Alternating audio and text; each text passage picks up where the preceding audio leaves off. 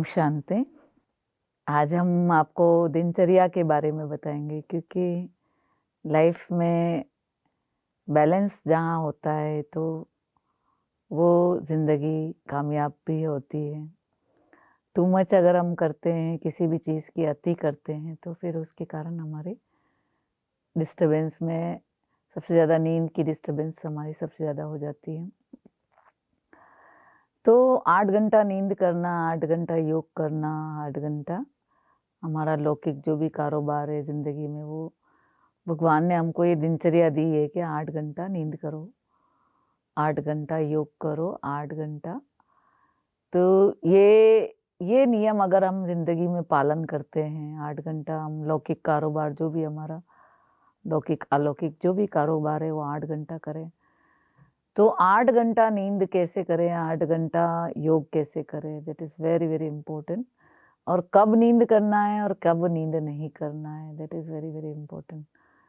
Generally खाना खाने के बाद अगर हम सो लेते हैं 1 घंटा, क्योंकि मैं हरमिट शेल्टन ने बहुत सुंदर प्रयोग किया था।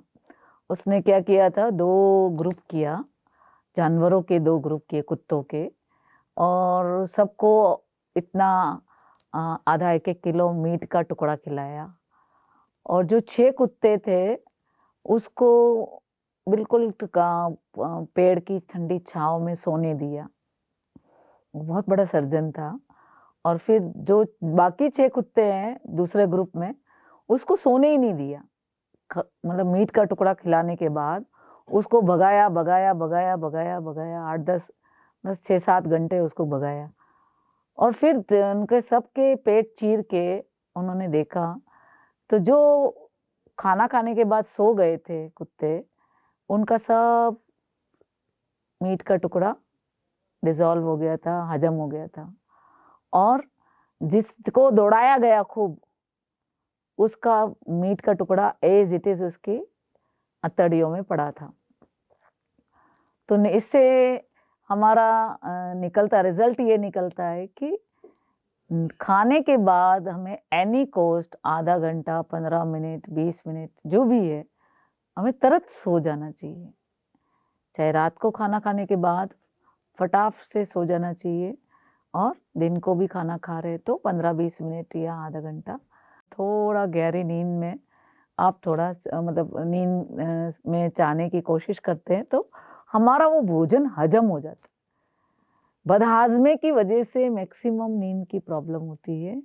तो यहाँ पे नींद कब करनी है, that is very very important. जैसे मैंने बताया 10 से 2, ये 6 घंटा 7 घंटा ये हमारी साउंड स्लीप होनी चाहिए, है ना। 2 बजे हम उठते हैं, अर्ली मॉर्निंग 3 बजे उठते हैं या 3:30 बजे उठते हैं, मैक्सिमम 4 बजे उठ जाओ।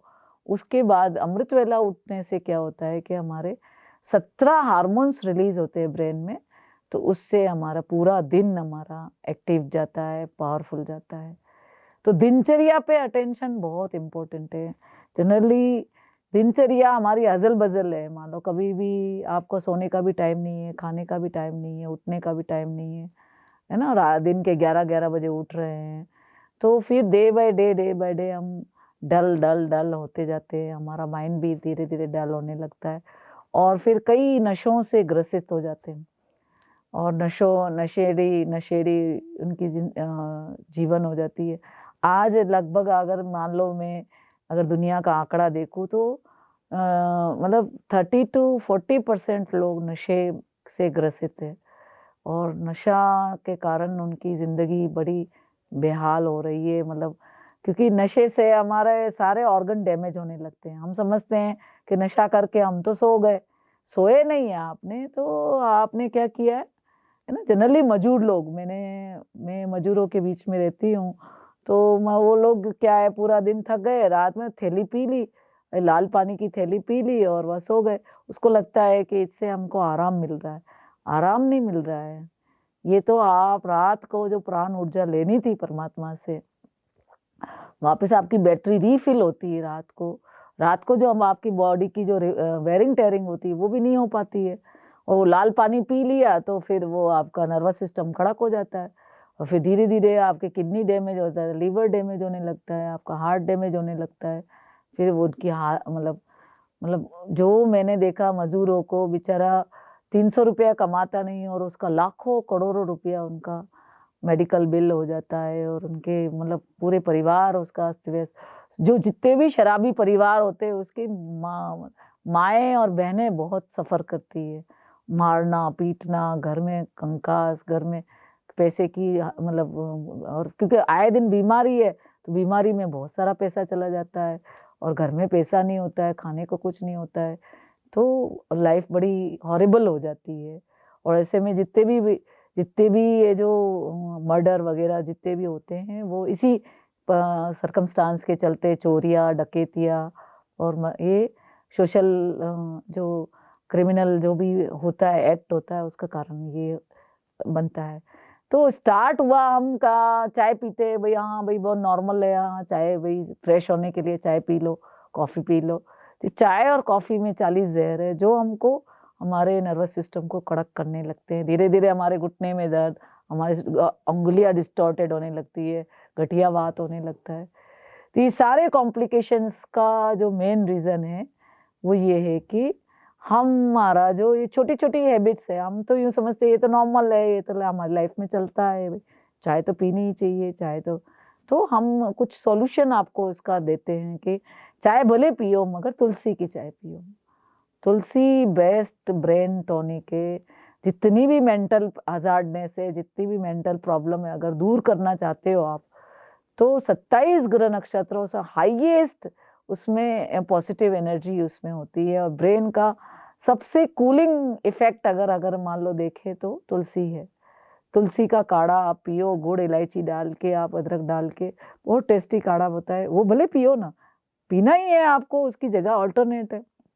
अगर आप छोड़ना है तो आपको है ना सेब का रस और उसमें नारियल पानी ये मिला के पियो। जितना नारियल पानी और सेब का रस ये दोनों मिला के जब पीते हैं, ब्रेन को इतनी ठंडक मिलती है। जो आपको थकान हो रही है, वो थकान को दूर करने के लिए आप शराब पी रहे हो या लाल पानी की थैली पी रहे हो, उसकी बजाय आप ये चेंज कर लें, तुलसी का काढ़ा पीने चालू कर दे, आप ये है ना जूस पीना चालू कर दे, तो आपको राहत होगी। सबसे बड़ा जो ब्रेन टॉनिक है वो है ब्राह्मी। ब्राह्मी की सब्जी खाओ, ब्राह्मी की चटनी खाओ, ब्राह्मी का शरबत पियो, ब्राह्मी ब्रेन को सबसे कूलिंग इफेक्ट, नर्वस सिस्टम को, जितने भी ब्रेन डैमेज हो जाते हैं, जनरली कई बच्चे इतने हाइपर एक्टिव होते हैं और इतने बच्चे तूफानी होते हैं, इतने शरारती होते हैं कि माँ बाप को संभालना मुश्किल हो जाता है। तो उनकी हाइपर एक्टिविटी को कम करने के लिए ब्राह्मी सबसे बेस्ट टॉनिक है। ब्राह्मी की अगर मान लो टॉनिक मिल रहा है, आयुर्वेदिक टॉनिक है, तो वो भी लेना चाहिए। ब्राह्मी की शरबत पियो, ब्राह्मी की सब्जी खाओ, ब्राह्मी की चटनी बनाओ, ब्राह्मी अपने घर में उगाओ, सब जगह उगाओ। ब्राह्मी, तुलसी और ये क्या कहते हैं लेमन ग्रास, ये ऐसी छोटी-छोटी चीज़ें अपने घर में आराम से उगा सकते हैं। और ये चीज़ें अगर आप करते हैं, जनरली माएँ हमको शिकायत करती है कि दीदी हम कैसे करें? तो मैं उनको यही बोलती हूँ, 5 तुलसी के पत्ते लो, है ना? काँच का ग्लास लो, भगवान के यहाँ पे उसको चार्ज करो, और जैसे हम चार्ज करते हैं इनफाइनाइट एंगस्ट्रॉम शांति की किरणें उसमें डाल के, आप अपने हस्बैंड को पिलाओ वो पानी, उनके शराबी शराब छोड़ लेगा, है ना गुस्सा छोड़ देगा, है ना? उनकी हाइपर एक्टिविटी फिनिश हो जाती है। भगवान सबसे बड़ा सर्जन है, शांति का सागर है। जैसे ही उसका पानी किया हुआ, चार्ज किया हुआ पानी पिलाते हैं, तुलसी का पानी पिलाते हैं या तुलसी का काढ़ा पिलाते हैं, तो भोजन ब्रह्मास्त्र है। भोजन अगर भोग लगा के भगवान की याद में, परमात्मा की शक्ति से भोजन चार्ज करके, पानी चार्ज करके, माताएं बहनें अपने जो हस्बैंड शराब पी रहे हैं, ऐसे लाखों लोग हैं ब्रह्मा कुमारी इसमें, ऐसे लाखों भाई बहन हैं जिन्होंने यहाँ आके सारे नशे उनके छूट गए। तो ये सबसे रामबाण शांति का सागर परमात्मा है। तो ये छोटी-छोटी टिप्स है, और दिनचर्या में आप कॉम्प्रोमाइज़ नहीं करें कि हमने कभी भी सो लिया नहीं, खाने के बाद तुरंत सो जाना है। खाने के बाद कोई टहलना-फहलना नहीं है। कई लोग खाने के बाद वापस टहलने जाते हैं। वो वही वाली बात हो गई, उस कुत्ते को भगाया तो उसका तो वैसे का वैसा रहा, हजम ही नहीं हुआ तो सोएंगे कैसे? तो यहाँ पे सबसे इम्पोर्टेंट चीज़ है दिनचर्या पे हमारा अटेंशन। अर्ली टू बेड, और अर्ली जल्दी से हम उठना है। जैसा हम अमृत वेला हम जल्दी उठेंगे, 17 हार्मोन्स ब्रेन में रिलीज होंगे, हमें कभी थकान नहीं होगा। पूरा दिन काम करेंगे, 24 घंटा काम करेंगे, थकान शब्द हमारी डिक्शनरी से गायब हो जाएगा और हम अच्छे से हम काम कर पाएंगे। पूरे दिन हमारी एफिशिएंसी भी बढ़ जाती है।